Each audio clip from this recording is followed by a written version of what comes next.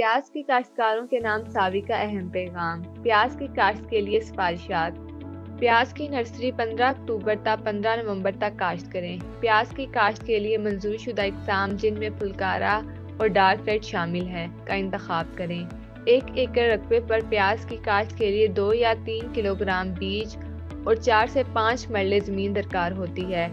पनीरी काश्त करने के लिए ज़मीन को अच्छी तरह तैयार करें और छोटी छोटी मुस्ततील नुमा क्यारियाँ बनाएं। इन क्यारियों में 5 से 7 सेंटीमीटर के फासले पर 2 से 3 सेंटीमीटर गहरी लाइनें लगाकर इनमें बीज काश्त करें और बीज के ऊपर पत्तों की गली सड़ी खाद या भल डालें।